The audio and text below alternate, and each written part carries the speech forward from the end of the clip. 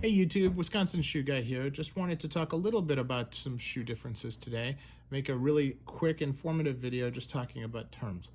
The first is going to be a derby, and this is an example of a derby. These are from Leather Lately down in Mexico. And this is any derby is a part where the facings on the outside of the shoe like this. This is an open facing shoe, actually come and connect with the heel, okay?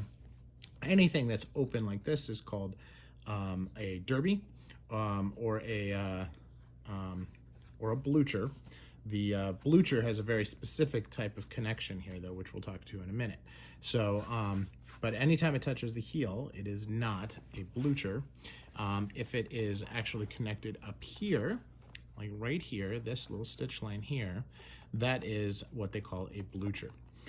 So shoes have a lining, which you can see here, which is a completely separate piece of leather than the outside. That's called lined. When that's missing, it's unlined. This type of welt, okay, the piece that comes up along the edge here, that is called a storm welt or a split reverse welt. And you can see it really nicely here, but sometimes they have a contrast welt, which is a lighter color. And you can see it, and you can see that it's, you know, a little bit different in uniformity across the edge of the shoe. And probably these shoes are a little bit narrow on me, which is why it's covered there by the leather. This is a single leather sole. You can see there's the welt here, and then there's the sole piece, but then it has a topper on top of it, which is in a commando pattern.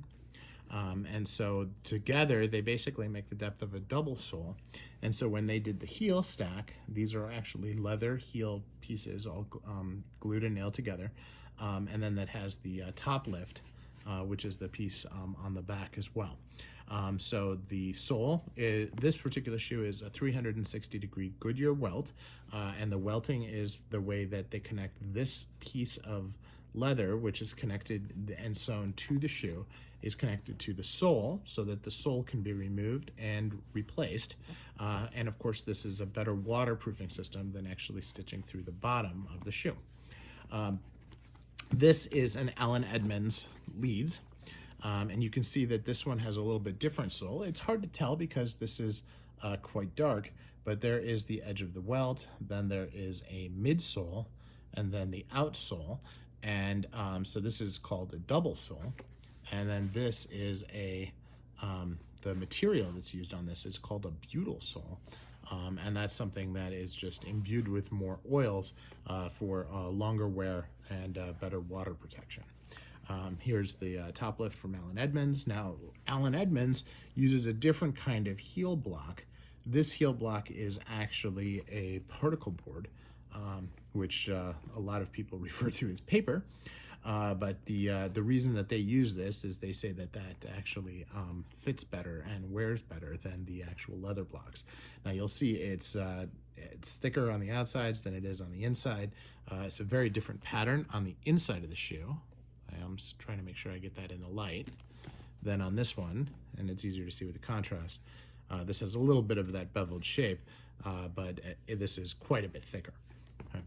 So anyway, that's the plain toes derbies, and two different types.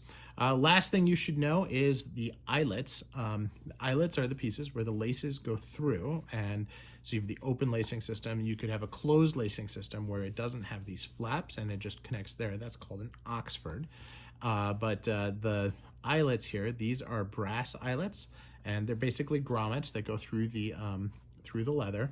But sometimes they have half grommets, which they call hidden eyelets. And that's when it's only on the one side, but when you look on the top, it's plain. You also have some that are plain eyelets, and those don't have anything. It's just leather on both sides. So anyway, thanks YouTube, appreciate it, and thanks for subscribing. Look forward to seeing you again soon.